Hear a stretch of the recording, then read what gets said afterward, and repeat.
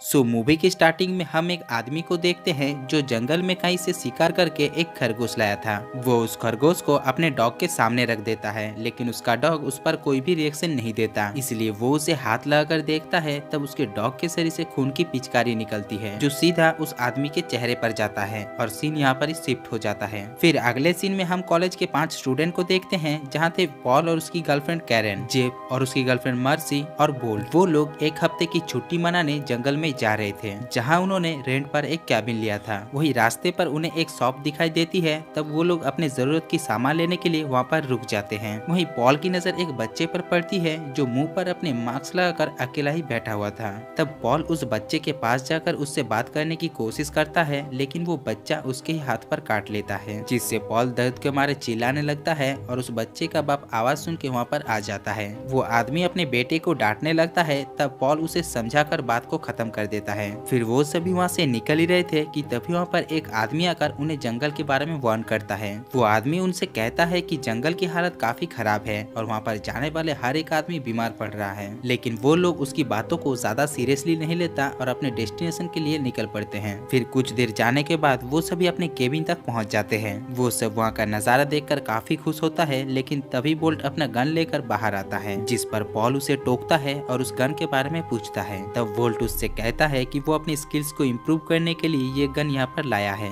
ये बोलकर वो शिकार करने के लिए निकल जाता है। इसके बाद बोल्ट जंगल में शिकार कर रहा था, लेकिन तभी वो गलती से एक आदमी के ऊपर शूट कर देता है और ये वही आदमी था जिसे हमने मूवी के शुरुआत में देखा था। लेकिन अब वो काफी बुरी हालत में था, क्योंकि उसे उसके डॉग की वजह से किसी तरह का इन्फेक्शन हो गया था। तब वो आदमी बोल्ट से मदद मांगता है, लेकिन बोल्ट घबराहट की वजह से वहाँ से भाग जाता है और कैबिन आकर वो ऐसे बिहेव करता है कि जैसे कि कुछ हुआ ही नहीं। आगे रात होने पर वो सभी आग जलाकर बैठ जाते हैं। तब पॉल उन्हें डरावनी कहानियां सुनाता है। तभी अचानक वहाँ के मौसम खराब होने लगता है। तब वो सभी कैबिन के अंदर चले जाते हैं, लेकिन कुछ देर बाद उनके दरवाजे पर कोई आ जाता है। तब जेब दरवाजा खोलने के लिए जाता है। दरवाजा खोलते ही वो सभी देखता है कि वो वही आदमी था जिसको बोल्ट ने गोली मारी थी। वो आदमी बोल्ट को पहचान लेता है। तब बोल्ट डर के मारे दरवाजा बंद कर देता है और उसके दोस्तों को सच्चाई पता न चले, इसलिए वो उन्हें झूठ मूठ की कहानी सुनाता है। तभी बाहर उन्हें कार की आवाज सुनाई देता है। तब वो सभी बाहर जाकर देखता है कि वो आदमी उनकी कार चुराने की कोशिश कर रहा था। वो सभी उसे रोकने की कोशिश करता है, लेकिन तभी वो आदमी कार के अंदर ही खून की उल्टी करना शुरू कर देता है।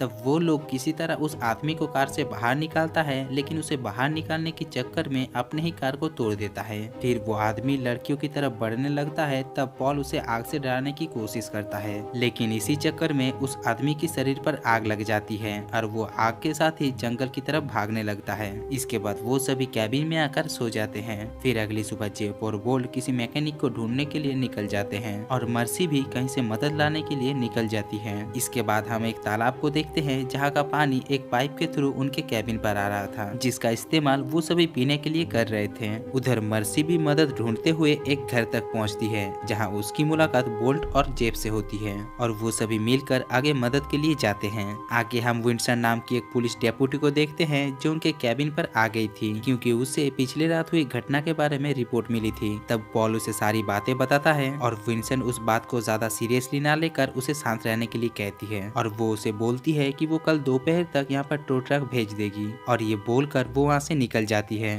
कुछ देर बाद जैप, बोल्ट और मर्सी वापस से कैबिन पर चले आते हैं। फिर जेप और पॉल मिलकर कार को साफ करने लगता है। तभी वहाँ पर एक डॉग आकर उनके ऊपर भौंकने लगता है, लेकिन तभी मर्सी उसे गन से डराकर वहाँ से भगा देती है।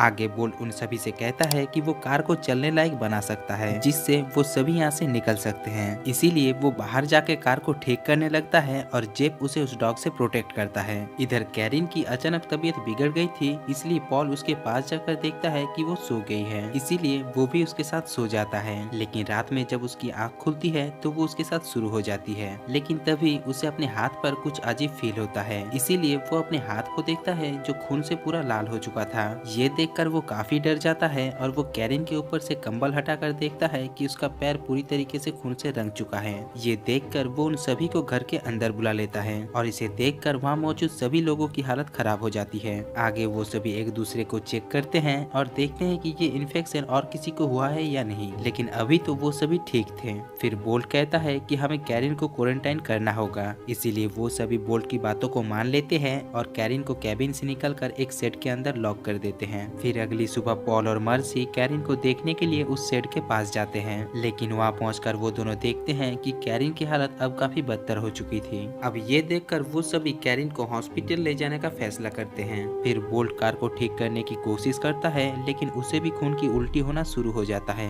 अब ये देखकर वो भी समझ जाता है कि वो भी इन्फेक्टेड हो चुका है, लेकिन वो इस बारे में किसी और को नहीं बताता। आगे पॉल और मर्सी कैरिन को लेकर कार के पास आते हैं, लेकिन तभी वो फिर से उल्टी कर देती है और ये देखकर जैब कार में बैठने से इनकार कर देता है। तब बोल्ट कैरिन को अपने साथ बिठाने की बात करता है, तब जैब को उसके ऊपर भी शक होने लगता है। तब बोल्ट गुस्से में उन सबको वहीं पर ही छोड़कर वहाँ से चला जाता है। अब जैब भी उनके साथ यहाँ रहना नहीं चाहता था, इसलिए वो भी वहाँ से चला जाता है। अब पॉल और मर्सी ही कैरिन के पास थी, क्योंकि उन्हें ऐसा लगता था कि डेप्यूटी विंगस्टन उनकी मदद के लिए यहाँ आएगी। यहाँ बोल्ट अपनी कार लेकर उसी शॉप पर आता है जहाँ उसने शॉपिंग की थी। वो वहाँ शॉपकीपर से मदद मांगता है, लेकिन वो शॉपकीपर उसे अपने पास भी आने से मना कर देता है। तब बोल्ट डॉक्टर को फोन करने के लिए अंदर जाने की कोशिश करता है, लेकिन तभी वो बच्चा उसके हाथों पर भी काट लेता है। ये देखकर वो काफी घबरा जाता है और उसे लगता है कि ऐसे तो ये इन्फेक्शन पूरे टाउन में फैल जाएगा, इसलिए वो उसे मारने की कोशिश करता है। लेकिन बोल्ट अपनी कार लेके वहाँ से भागने लगता है, लेकिन वो लोग उसके पीछे पड़ जाते हैं। तब बोल्ट अपनी कार रोककर जंगल की तरफ भागने लगता है। इधर पॉल कैरिन के पास जाकर उसे पानी देता है, लेकिन कैरिन अब मरने की कगार पर थी। इधर मर्सी जब बाथटब में नहा रही थी, तब वो देखती है कि उसके पीठ से खून निकल रहा था, यानी वो भी इन्फेक्टेड हो चुकी थी। इसलिए वो भी काफी परेशान हो जाती है और कुछ ही देर बाद उसका बाथटब भी खून से लाल हो जाता है। इसीलिए वो दर्द के मारे चिल्लाने लगती है, लेकिन हम देखते हैं कि वहाँ पर पॉल भी नहीं था। तब मर्सी उस बाथटब से निकलकर बाहर आती है, लेकिन तभी उसके सामने वो डॉग आ जाता है। वो उस पर हमला करके उसे काटने लगता है, जिस पर मर्सी चिल्लाने लगती है और उसकी चीख सुनकर पॉल उसकी तरफ भागने लगता है, लेकिन तब तक काफी देर हो जाती है और मर्सी काफी बुरी तरीके से मर जाती है। तभी उसे मर्सी की भी चीख सुनाई देती है और वो अपने गन लेकर सेट की तरफ जाता है। दरवाजा खोलते ही उसे वो डॉग नजर आता है और वो अपने गन से उसे शूट कर देता है। फिर कैरिन उसे भी मारने के लिए कहती है। तब पॉल काफी इमोशनल हो जाता है, लेकिन कैरिन का दर्द भी उससे देखा नहीं जा रहा था, इसलिए वो उसे भी मार देता है। इधर बोल्ट भी वहाँ पर पहुंचकर पॉल को सारी बात बताता है। वो कहता है कि टाउन के लोग उन्हें बचाने की बजाय उन्हें मारने पर तुला हुआ है। तभी एक गोली आकर बोल्ट का सर फोड़ देती है। तब पॉल देखता है कि वो लोग वहाँ तक पहुँच चुके थे, इसीलिए वो जल्दी से अपना गन उठाकर उन लोगों को मार देता है। इसके बाद वो उनकी ही गाड़ी लेकर वहाँ से निकल जाता है। तभी वो अपने हाथ में बंधी हुई पट्टी को खोलता है जहाँ उस बच्चे ने काट लिया था। वो देखता है कि उसकी स्किन भी सड़ रही थी और वो भी इन्फेक्टेड हो चुका था। ये देखकर वो काफी घबरा जाता है और उसी चक्कर में उसकी कार एक पेड़ में जाके क्रैश हो जाती है, लेकिन किसी तरह वो कार से बाहर निकल जाता है और तभी वो कार ब्लास्ट हो जाती है। इसीलिए उसे पैदल ही जंगल की तरफ निकलना पड़ता है। फिर अगली सुबह जेब वापस से कैबिन में आता है और उन सब का लाश देखकर वो काफी दुखी होता है, लेकिन तभी वो लोग दूर से ही उसे शूट कर देता है, जिससे वो वहीं पर ही मर जाता है।